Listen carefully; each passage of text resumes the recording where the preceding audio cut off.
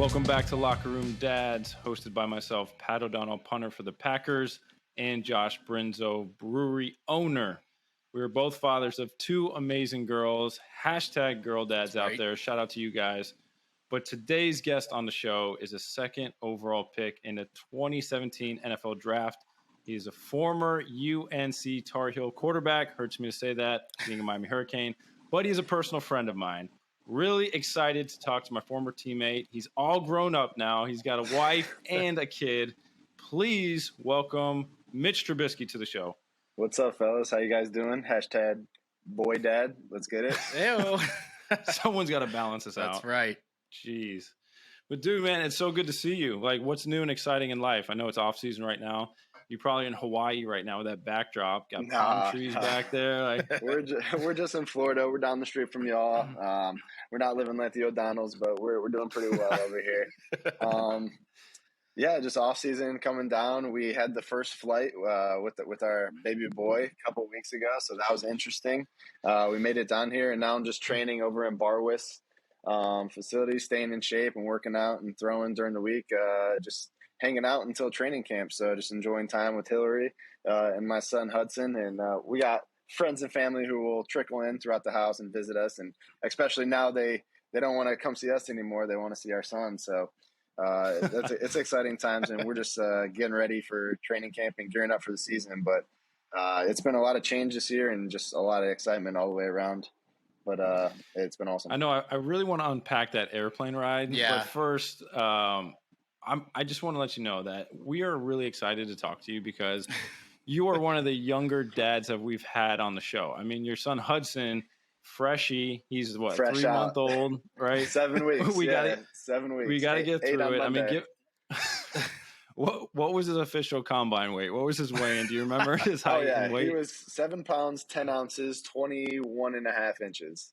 So a little longer than heavier, but he's eating well. He's already up to like 12 pounds. So like you start to feel it a little bit more when you're carrying him. But he's incredible, man. I mean, this is such a cool show because I mean you could just talk about your kids all day long, right? You look at your daughter, you look at your son, you're just like, how did we do this? It's incredible. It's been so much fun. I've always known I've wanted to have kids. And then you kind of know, like being around the guys in the locker room, they kind of turn into family, and then you get to see their families, and then they have kids, and then you're like, all right, I think we're ready for this. And Heather and I got married. It'll be a year, July 3rd, so we're celebrating our 1-year anniversary on Sunday as well, so that'll be exciting. Ooh, nice. And then we got our baby boy here to celebrate with us, so it's awesome, and it's been incredible. Now, for all the, I guess, women out there listening to snag a second overall pick, where did you guys meet? We met through my college roommate at North Carolina. His old girlfriend went to Florida State with Hillary, and then we met up, and then her family moved to Cleveland, where I'm originally from. And so that's kind of how we stayed in touch over the years. And then we started to date at the end of 2018. Season, I believe, and then we got married last year, and it's been amazing. It's my better half. Oh, I love it. That's a good story. But where was Hudson born? Was he was born in Pittsburgh. He's a Yinzer. Wow.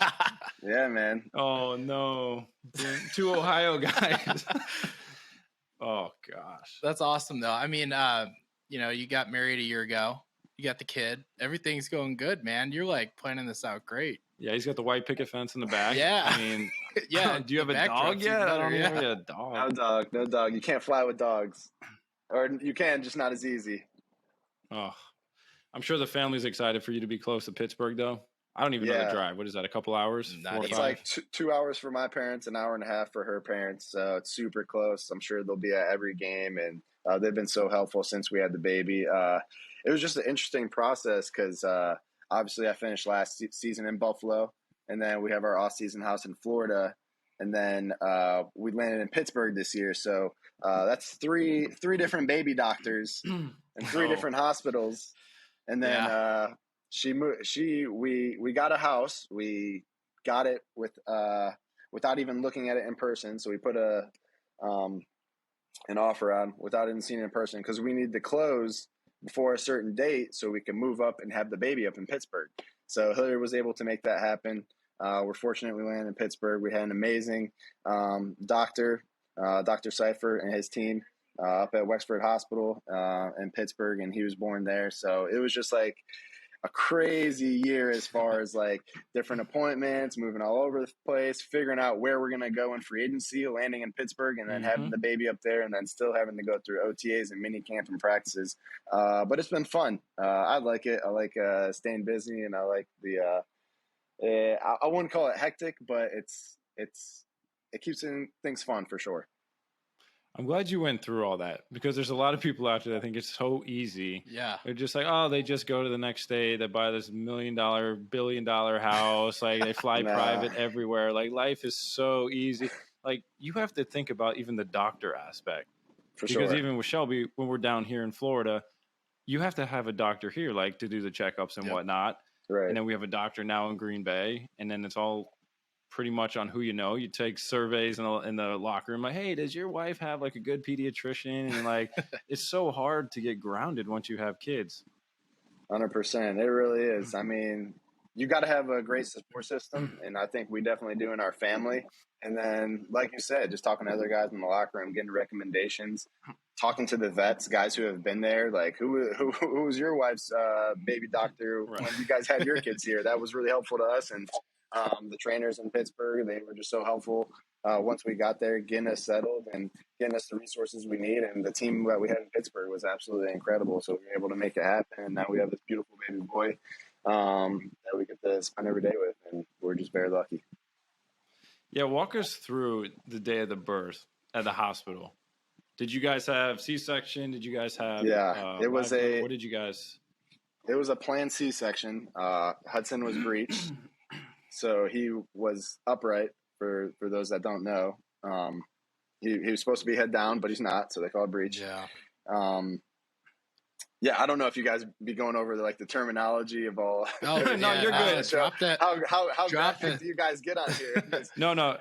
I wanted to know. Okay, with C-sections, I wanted to know if you actually watched it because there's a lot of guys that say like, "Hey, stay above the sheet." Yeah. Like if you're squeamish, stay above the sheet because I'm sure the doctor's like, "Hey, you might want to sit down for this because they're afraid dads are going to pass right out." Yeah, so I saw it. I'll walk you through it. So it was a planned C-section. So we know it's kind of like the night before Christmas. You're like, yo, we're about to have and we knew we were having a boy. So we're gonna meet our son tomorrow. It's just like the craziest feeling going to bed the night before.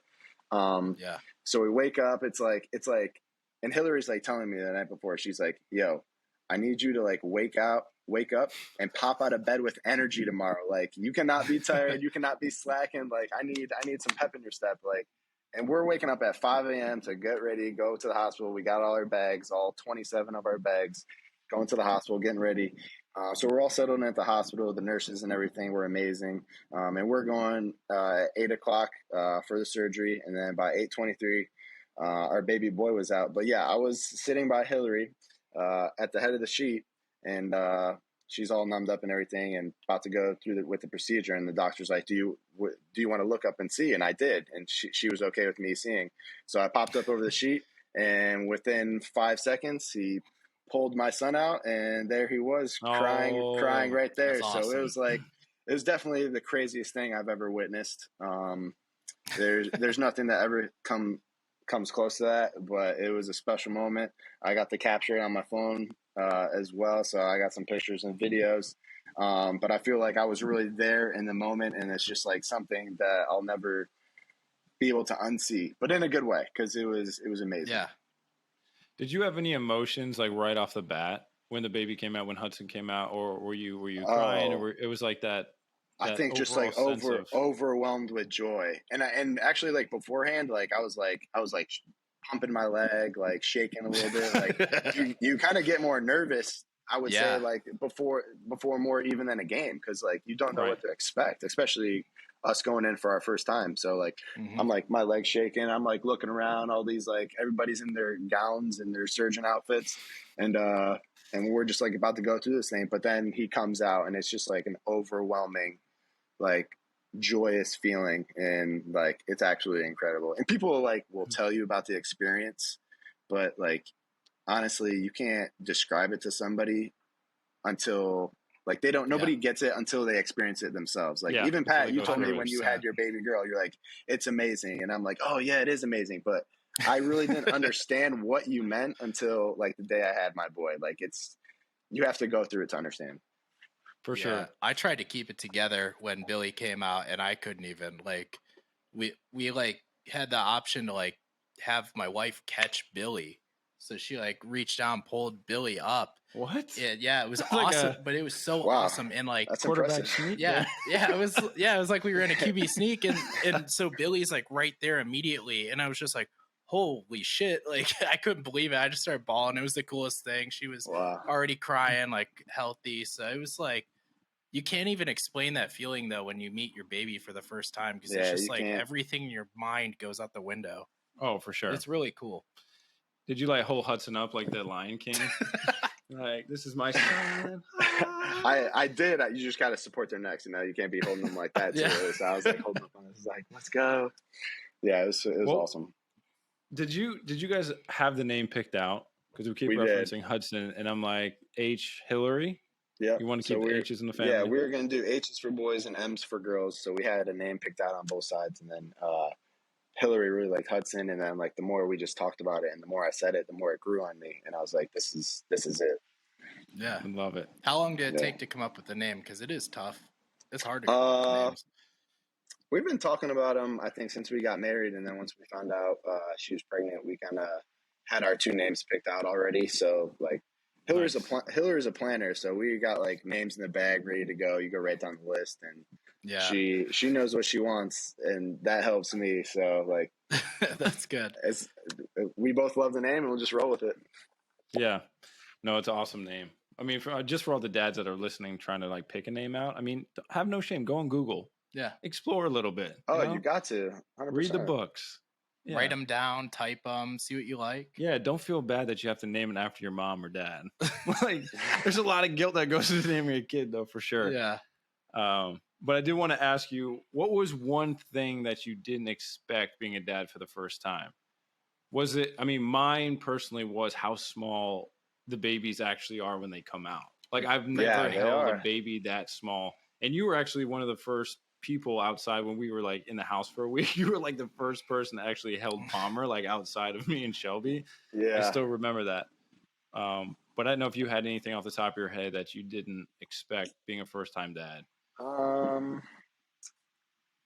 Maybe how to change a diaper, or like no, I knew how to change a diaper. We got a big family, so like I'm the oldest of 4 siblings. I got younger siblings, I got younger nieces and nephews and cousins. So that wasn't that surprising to me. Honestly, the most surprising thing I think was the hospital experience. That first day being in the OR room, like I didn't know what to expect, and people kind of talk about it, but that was like the craziest and biggest surprise. And the lack of sleep. I mean, people talk about that. Yeah. How much babies spit up and stuff, and then changing their diapers a lot. It was essentially planned, right? C-sections are people make fun of it, and they go like, it's like a tea time. Like, you go in, they roll you in, and like you're teeing off, you have the baby, you come out. But I was always expecting like that moment in movies where like they push you in like on the gurney, the double doors like open up, they fly out, we're like, we're having a baby. Right. Like, everyone's moving out of the way. So I didn't know if was it underwhelming having the C-section, or was it? I mean, 'cause you didn't have the other option. It was definitely way more chill than that, but we kind of had like a nice setup, and we talked to friends who have had a planned C-section as well. So like we went in, like we had music playing, we had like essential oils in our room, we had like, so we set the vibe of like what we wanted, and it was like a great stay. Like, it felt like the nurses and doctors and everything were incredible. Like we had a really great hospital experience, and that's just like credit to people in Pittsburgh. No, that's awesome. Because my next question was going to be, what did Hillary have to have in the hospital? Like, did she have to have a certain type of snack, a blanket, pajamas, her slippers? I mean, but obviously it was the essential oils. I mean, oh yeah, the music and the essential oils, 100%. And then I would say our own pillows, slippers is a big one, and then like soft pajamas that are like easy to get on and off. For sure. Did you make a playlist for this too, or was it just like? It's still on my phone. It's on my Spotify playlist. It's called Hudson's Birthday. So that's my son's name. No, I love it. Hudson's Birthday playlist. Yeah, it's actually fire. It's flames. It's really good. I had to do it the night before, and my wife was getting on me. She's like, "You have to make a playlist for the hospital while we're there." And I put everything off. So like, I'm gonna do it. Relax. And it's like the night before. She's like, "You still haven't done it, have you?" I was like, I'm working on it right now. And then I just whipped out my phone and started making it right there. But I had like 60 songs ready to go, and we played it the whole time, and some of our favorite songs. And the thing is, I can't remember what song was playing when he first came out in the morning. I can't remember that, but at least we have the playlist. That is a first on Locker Room Dad. We have never heard that you had a playlist. Hudson's Birthday. Oh yeah, you got to. That is awesome. Come on. But I do want to touch on when you leave the hospital. Did you have any idea how to put in a car seat? Were you like the guy on YouTube, like trying to search that up? And then definitely watch some videos and definitely practice it ahead of time. But like, I had to have it set and ready to go just to make sure, like, whatever we put them in, like I was going to have them in the car seat when we left. And they make some pretty good car seats nowadays. So like some of them are kind of difficult, but like once you get them, then like you kind of have a routine. So once I figured out the car seat that we have, like you just pop them in there and then pop them out and make sure you're safe in there. And it was pretty easy, but definitely the first time setting up, it took me like an hour. And that can get frustrating. And the strollers are insane. Do you guys have a favorite stroller or car seat that you guys use? Because we like to ask people for, insight from new dads. Pat's a big Duna fan. Yeah, we use the Duna for when we fly, and then the Uppa Baby for like when we're going on walks and like when we're in one place at a time. Yeah, I like the wheels on that one. The bigger rubber wheels are really good. Oh, nice! Like Pimp My Ride. You get the big stroller with the spinners. That's like the Bob one is like for rock crawling or something. You can like really go off road with that stroller. Heck yeah. That's a Trubisky. I don't know if you're gonna have too many rocks in Boca though. I got nice paved roads out there. Yeah, we got some nice clean roads. cut vegetation. Yeah. It's pretty solid. You gotta get across the greens. In Pittsburgh, you might have that. Nice trails. But you having a boy, Hudson, is it important for you to have him follow in your footsteps? I know a lot of dads are hard on their sons and things like that. I'm not saying that you will be, but what is your outlook on that? Do you think he's going to try to follow in your footsteps, or do you think you're just going to expose him to a lot of different sports, have fun, and see what he gravitates to? Because I'm sure he's going to I'm sure he's going to idolize you, when he gets older. For sure. I think like my kind of idea or what I envision for him is like, I want to take as much pressure off of him as possible. I don't want him to like think he has to follow in my footsteps or like be anything except himself. And I will like introduce him to sports. I think playing a bunch of sports and introducing him to everything and anything that interests him is very important. And then whatever he gravitates to, just make sure that he has the resources to be as good as he wants to be at it, whatever it is. Like, it could be playing the piano or the guitar or golf or football. But I will put a golf club in his hand earlier than I had one in mind. That is for sure. So whatever he wants to play, and then do it with him. I think that's important. So if I put a golf club early in his hand, and that's something he loves, and it's more than football, then we roll with that one. And it's something we can do together. And then if it's football, then me and him will just be on the field getting better. But you know how it is. I mean, he can't even walk yet, so there's tons of time for that. But whatever he's interested, it's our jobs for Hiller and I to be here to support him and love him, and whatever he wants to do, just allow him to be him. I'm just saying, man, I've seen that NIL money. I mean, that kid that just committed to Miami. Yeah. Dude. Yeah, what's going on, Pat? Are you funding these kids going to Miami? What's going on? I mean, I've received a bunch of calls, but I mean, I did not donate. There's probably a huge donor down there in Miami doing this stuff, but you might be. We're gonna have to find out. The NIL money when your son is ready to go is going to be like $60 million or something crazy. Yeah. But no, how cool is it going to be though to have him at training camp? I'm sure Hillary's going to take him, and we talked about this in the locker room, having your kid, at training camp or at the games. Like, how excited are you to make that happen? You know what I mean? I'm so pumped. I mean, just like I get excited when I get to take him to the field here, and he just gets to. I don't know if he's even watching me. He could be sleeping half the time, but like, just like being outside and doing stuff with him, having him at training camp, and when he goes to games that year, I think it'll just make everything that much more special this year. Being able to do it as a family, and then just know like my son and my wife are there supporting me no matter what. So. It's just awesome to have a great support system and people you love in your corner, and to go through these things together just makes it that much more special. And I've been able to see that just like across the league and other teammates' families, and it just means a lot that your family is able to be a part of your football family and go through this journey with you together. For sure. Yeah, I can't wait for you to experience that moment, like when you come home from practice, a game, and just be with him. I know he's just too young right now to be like, Dada, and like run up to you. And no matter how your day went, you know what I mean? It's so refreshing to see that. But what is one thing, I'm sure a lot of dads out there are listening, what is one thing that you want to be able to teach your son? Like, what are you most excited about? I know everyone's going to say, oh, throwing the ball like with your dad. Mm-hmm. Or, I mean, I enjoy like reading with Palmer, like at night. That's like what we do, reading a book. And she tries to read now. She just tries to stammer words, but that's like one thing that I do with her. And I'm quite frankly embarrassed because there was my gym experience here today where Shelby actually went with Aaliyah, Josh's wife, to this open gym, and everyone's sitting in a circle and they're supposed to be reading a book. And all she does is like she has ball, and she like runs and then like just goes onto a different thing. And then like she was the only kid, and I blame myself because I have all like the game balls and stuff like in her room because it was an office and like we haven't transitioned out of that yet. But I'm super pumped and proud that she does like sports. I mean, she's like dunking on the little Tykes basketball hoop. So that's incredible. She's going for the NIL. I mean, I can tell like she was shooting at 17, 18 months. But is there one thing that you're looking forward to? I would say reading is a big thing. We do read to Hudson a lot as well.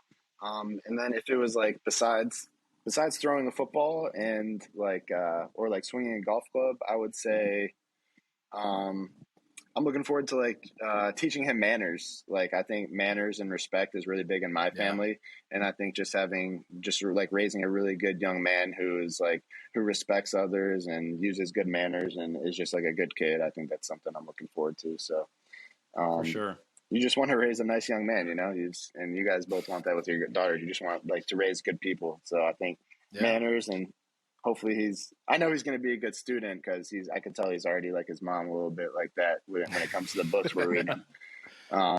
So he'll be all right in that facet. And then we'll get him on the field, hitting some baseballs, throwing the football and golf club as well. But it's just going to be a blast. No, it's going to be great.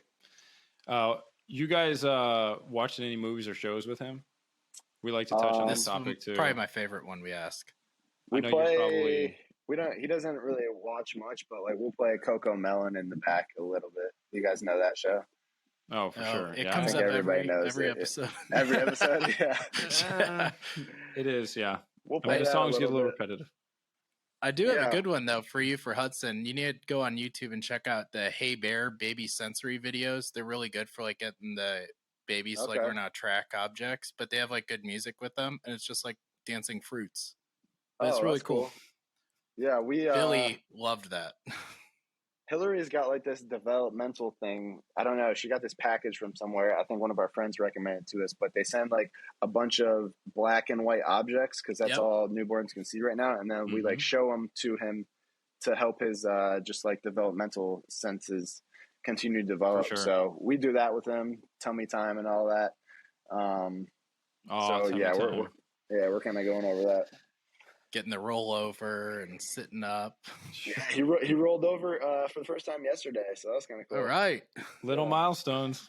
Yeah. You got to remember those. You got to mark them down for sure. But I wanted to ask you if you're drinking more or less coffee now that you are a dad, because for everyone that doesn't know out there, Mitch correct me if I'm wrong. You didn't love coffee coming into the league, right? Until you were supposed to. I really didn't drink coffee until like maybe the end of my rookie year or maybe my second year even. Because you guys had that really badass coffee machine. Yeah, we did. In the room. Yeah, now I got one at my house too. It's right. You gotta have it. It's a Jura for my coffee lovers out there. So I mean, I love coffee. I have one in the morning, and then I like a good afternoon coffee too. So around 3:30, like not one to keep you up, but one to like give you a little boost through the rest of the day. Yeah. So definitely drinking a little more coffee than I used to, but that's not a problem. Just mix it in. Yeah, that's right. No, I love that because Josh drinks like the 2 venti like cold brew boys, the tall boys from Starbucks, and I'm like, Jesus, man! They had like, a Red Bull too today. That's a lot of money. That's a lot of money. That's why you got to have the machine at your house because it pays for itself after probably 3 Starbucks trips. Yeah, 100%. That's true. The Jura is good too. I have used one and they are awesome. Yeah, shout out to that. Yeah, we're coming for that Jura sponsorship. I've been trying. I think I shout them out in every interview, and I'm just like, just one more machine would be nice. Jura, hook them up. This will be it. Don't worry, we'll cut this one up and they'll hear it. But speaking of the gadgets, this is like one of the last questions that I'm going to ask before I pass it on to my Ohioan. Here, you guys can talk, the Guardian. But what gadget or toy would you recommend for new dads out there or people that are trying to buy something on a registry? Is there one thing that like jumped out that you're like, this is pretty cool?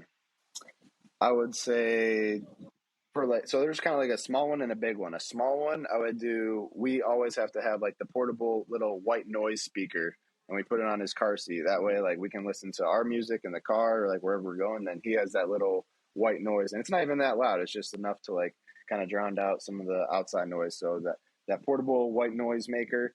And then what was important for me is like a good camera of the crib at night. So I actually was away from him for the first time last weekend at a friend's wedding, and it was like we just got done with dinner at the wedding, and I'm like watching him sleep on my phone. That's because cool. There's like a nice camera, and you got the apps on the phone and stuff. So like wherever you're at, you can check on him, see where he's at. So throughout the whole night on the wedding, I just kept checking on him, like, he's doing good. Like the temperature in his room is good, and I was able to check on him even though I was away. So I would say a good crib camera, and then one of those white noise shushers are solid. No doubt, 2 great selections there. That's Pat's favorite thing is the white noise machine, by the way. 100%. You gotta have it. Yeah. Still sleeps with it, deathly afraid to pull it away from her. I'm like, it works, and she'll probably be like 21 before she stops. Oh, yeah. And after a while, as a parent, it relaxes to you, too. You're like, oh, why am I so tired? You got that white noise maker right over there. Right. Yeah, even turn it off. Yeah. Just keep it going. All right, I'm going to turn this now over to Josh for the last question. Okay, so this whole episode, I've been trying to think of one, and I don't think we ever got into this. So I want to know, as a dad of a newborn, what would you say is the hardest thing? And then what would you say was easier than you expected? Mine was probably feeding, because I thought that was really easy, and I thought it was going to be a lot harder, but making the bottles was kind of too easy. Really? Oh, too easy? Would you have the machine that did it for you? No, just I thought it was easy with the formula. Yeah. I can't wait to tell this to Aaliyah. I might get in trouble. I would say, dude, swaddling was so hard. That's hard. It's so hard. I thought swaddling was easy. The Velcro ones are nice though. I would throw that in with the white noise maker for the dads out there. That's basically new technology. Easiest thing, probably that people don't expect, is waking up in the morning is kind of been easy now because I get to get out of bed and go get my son up. Even though he's crying, like he kind of wakes us up in the morning. It's just like a new joy because I really wasn't a morning person, but I would wake up early to go work out and stuff. But now I get to go wake up and pick up my son and spend some time with him in the mornings. So that's a lot easier than I expected. And I think just the hardest thing is, I mean, really for anyone, is like when he's crying, just figuring out what he needs, like whether it's his mom or if he's overtired. And as a parent, you just want your kid to be happy and make sure that they're okay, right? And then when you just can't figure out what's going on, I think that's hard for us sometimes as parents. But I mean, really, everything's just amazing. It's there's not many bad parts. It's an amazing blessing. We love to hear that. No, it's all. I feel like you're just killing it. I mean, you're like making it seem like it's super easy. He's a veteran already. I know. Hillary's killing it. And you know this as well. We're the sidekick, so we gotta support in any way we can. But Hillary definitely runs the show. She's been an amazing mother. Like, I just love watching her be a mother and help take care of our son. And I'm just helping her and help Hudson in any way I can. And it's a whole team effort, but it's cool because it's our family, you know. Like, you start your family when you get married, but then when you have your first child, it's like, this is our family. For sure. It's awesome. Well, Mitch, we appreciate your time, man. We're gonna let you get back to the family. I know Hillary's probably ready for you to get. We got to have some tips for young dads to get the kids back out on the golf course with them, you know? Yes. Like, what are those tips to, like, how young is it okay to take them out there? I've seen some recent videos where the kids are in the little strollers or in the little car seats in the golf cart. Is that cool? Like, when can I start doing that, you know? I mean, I think if the baby's buckled into the golf cart, like, you can start whenever. It's good to as go. long as you have a bottle in the shade. Yeah. I think you're good. It's parental discretion. You know? Yeah, however you feel appropriate. All right. We'll make sure we get a list going of when we should appropriately place a child on the golf course. We'll have some people. Yeah. But do we do it? See who you're playing with, too. Oh, no doubt. No doubt. Baby starts crying in their backswing. Yes.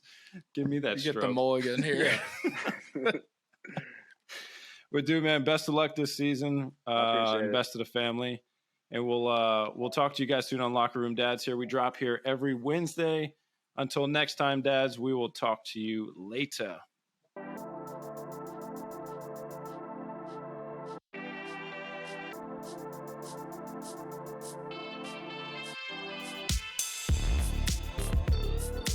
Locker Room Dads is powered by Mantra Labs. After my buddy Nick Foles, Super Bowl MVP, recommended this amazing new nutrition line to me, as a professional athlete, I had to listen to hear what he had to say. So let me tell you, Mantra Labs is an absolute game changer. For all you dads out there looking to have more energy, better hydration, and better sleep, look no further. Mantra Labs is the stop for you. So we've actually partnered with them, and they provide 25% off everything on their site. So go visit them at gomantralabs.com. Enter Locker Room Dads with no space for 25% checkout